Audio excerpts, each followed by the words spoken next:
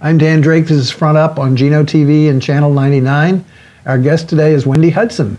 Wendy is here to talk about the Nantucket Book Festival and the Nantucket Book Foundation. I am indeed. So the book festival is in June. What are the specific dates? It's June 17th to the 19th. We've always timed it to be 1 week before the film festival, and so it floats a little bit, but not too much. So, and you've got some big names lined up this year. Yeah, it seems like every year we have really but it exciting seems people. Bigger, maybe? Does it? Oh, I don't that's know. good. Maybe that's my sense. We hear both sides. Yeah. We're like, but you don't ever, yeah, right. Stephen King. And then like, well, we can't handle. There's nowhere on Nantucket that we can fit, that kind of crowd. So, no, so that's wonderful. And we're really excited that Diane Rehm will be able to come back because we were all thrilled to have her last year and she had pneumonia. So this will be really great to follow through on her. So what do you think are some of the highlights?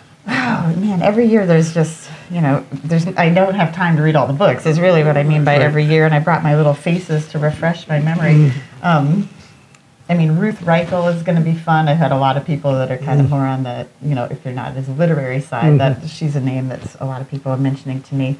I don't cook, so I guess that wasn't a good example of what I'm excited exactly about. My husband, Randy's a great cook. I just read A Gentleman in Moscow by Amor Towles. I love his writing, and he'll be fantastic. I guess what we really have to talk about, though, is that Finn Murphy, our old friend, Dan, when were you on the board of Sustainable? Way back. Way back. 10 years ago. Or more than that, I think. More than that. Yeah, and so for a long time, Nantucketers, of course, know Finn Murphy as our former selectman. What many people don't know is that his next career was in truck driving. Right. I knew that. I knew that. Yeah, he had done it in college. We probably knew that, but not everyone. Yeah.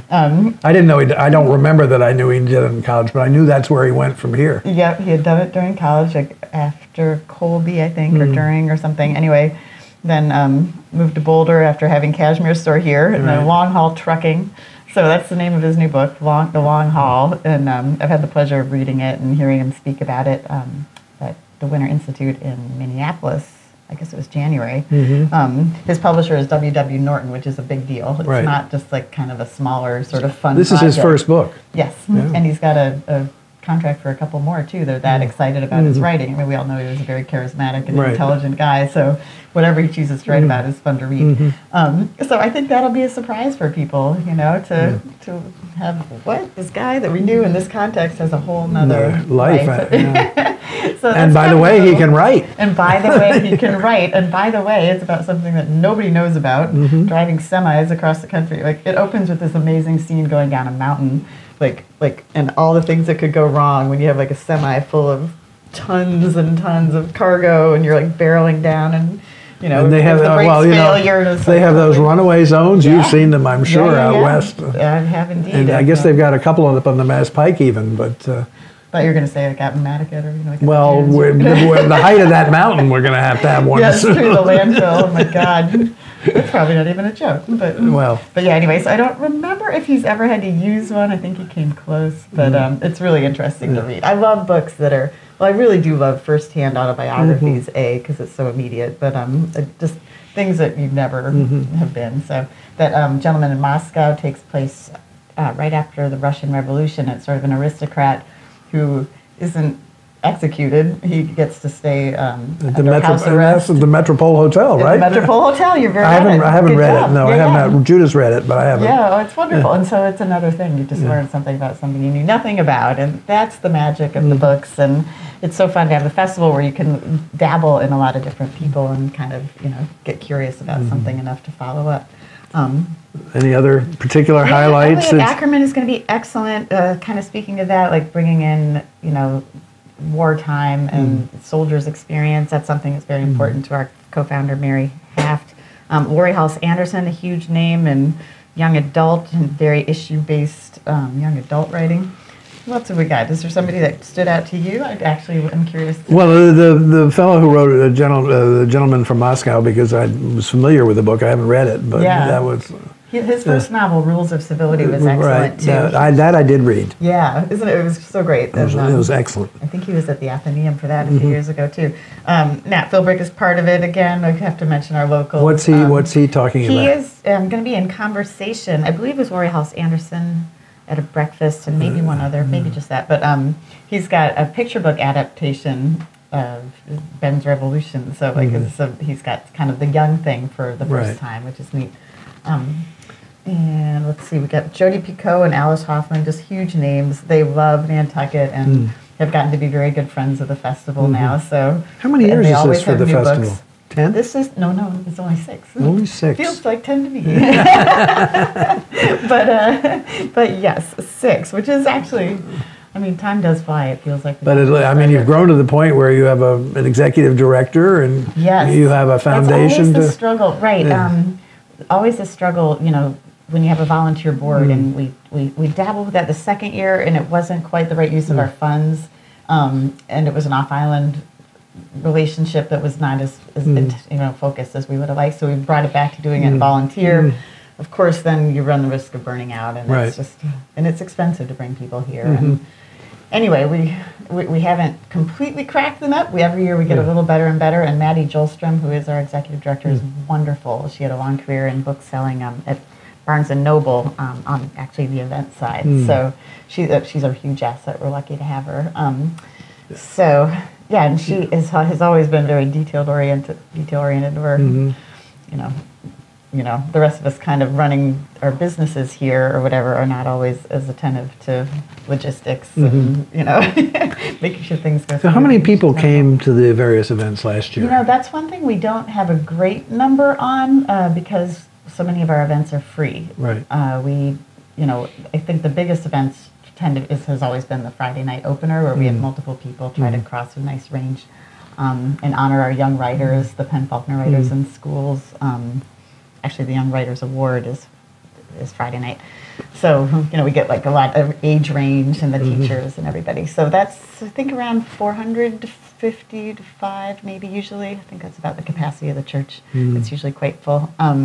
Last year when we had Sebastian Younger, we had the first time where we really had to turn people away. And so this year we're moving more to from the Great Hall at the Athenaeum. There was such a demand to see him. And we felt horrible, like, too many readers and not enough seats, that's not where we wanted to, it's not what we wanted to have. So we moved more to the larger venues this year, so that'll be exciting. And hopefully we won't have anyone turned away. This book festival is a pretty good indication that Mark Twain was right, that his demise was exaggerated as far as the book business goes. Yes. Isn't that true? Yeah. I absolutely agree. And, I've been a bookseller. I started working at Bookworks in 95, bought it in 2000. So, and then Mitchell's now is my 6th year of owning Mitchell's and having them together, which has been just, it's great because I love forward momentum, and for all my staff that are now doing buying and things, which couldn't work when it was a little smaller.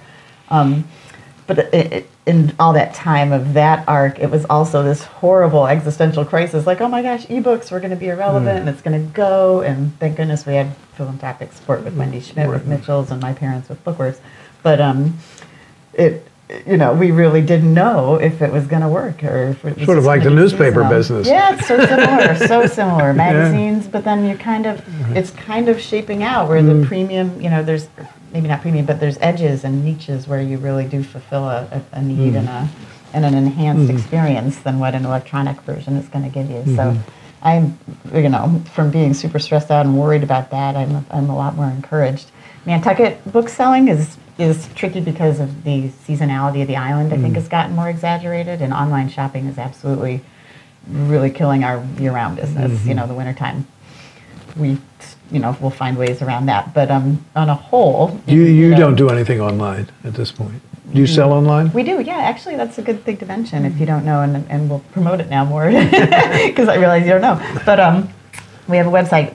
It combines both Stora's feed and NantucketBookPartners.com. It's fully any book online, any book that exists, you can order and have it delivered to your house or picked up in the store. So it's pretty cool. We're trying to do more and more with that. It's a little hard, we're never going to win on pricing, right? And as convenient as an Amazon, but for people who want to support local and sometimes there's things that we can offer that are unique, Nantucket things in particular. So I'm always looking for ways to improve that experience. But it's all a new world as we all figure it out, right? How is it for authors? Are they? is the screening process more stringent? Is it than it used to be? I mean, it's always been difficult. We get more requests. Well, I meant for to publish. To publish. Oh, to publish. You have a sense of that? I don't have a lot of experience with that. I still think, we get a lot more self-published. Like, you can publish something if you want, period. Right. As far as getting distribution, though, you're not going to get it unless you really kind of go the traditional channels. And that's still the most effective way to kind of have that endorsement from, a knowledgeable editor, right. That kind of thing. Right. No, but you say the demand for authors to participate is growing. Yes, it definitely is growing. We still... Do you pay for any of them to come, or do they pretty much get here on their... Yeah, not for the festival. What we have in the Times paid, we bring them here and we put them up and, and try to not have them work too hard so it becomes a nice, it's a good chance time. to come to It's a Nantucket. good time. Yeah, exactly. Publishers sometimes pay if they're on tour. The trick is that their tour schedules aren't set until a little bit too late for us to be able to really count on. So that's one of our push and pulls that we work with. But the amount of people wanting to come is always higher than we can fit, and there's always a few disappointments along the way. But we try to accommodate with the local author tent and the local author. Ways to have people. There are a number of writers now on the island. Oh my gosh, sort of tons. It's awesome. Yeah. Yes, it's really, really great. There's always a few kind of really neat new books that I haven't even known are on the horizon. I'm like, fantastic! You wrote this History of the Great Fire. That's great. Or like you, my friend, or a mystery writer. Or Emily Dickinson, or whatever it might be. Yeah. It's pretty great. You are charging for admission to some of your events, are you? Some not? of our events, definitely. We always have. We've always had some breakfast, some anything that has food, or we're in a venue with a restaurant, which is kind of a nice. Most of the time, we haven't had fundraisers. I would like to put in a plug because we're opening up our Friday night author dinner at the White Elephant now as a fundraiser. We're trying not to go some grand gala route. It's a hard thing, but we do. If people really want to support the festival, I think the ticket's at a $450 or $500 range. So it's more than you're paying for your dinner, right. Yeah. But you're with a bunch of all the authors come to it, and you get a little bit of a moment to meet them, and it is a huge support for the festival that we greatly appreciate. For a cheaper price, we have these awesome little Oversand reading stickers. Those are only $5. That all 5 goes to the book fest. I brought one for you, Dan. I'm going to buy one. I'll take it. I'll buy them from you. We got one for our next guest over there. So. Here, 4 of them. We'll take 4 of them. All right. Well, I'll give you 5. There you go for free. How's that? Oh, I even have another. Actually, I got to save one for my Mini Cooper. I realized Right. Dick has been driving it all winter, and I think this is a very clever idea. Definitely. Yeah. So it says enlightenment never expires. So. Right. But 2017 is pretty prominent. Yeah, it is. Got to buy another one next year or another That's 4. So. All right, Wendy. Thank you. Tell us the dates again. June 17th. Oh, 16th to the 18th, 2017. I think I said 17th to 19th. That was the first year. I always say it. It's 16th, 18th. It's Father's Day weekend. So, it kicks off Friday morning, wraps up with Sunday evening. Great, Wendy. You're doing wonderful work. Thank you. Thank you, Dan. Always a pleasure. Thanks for having me.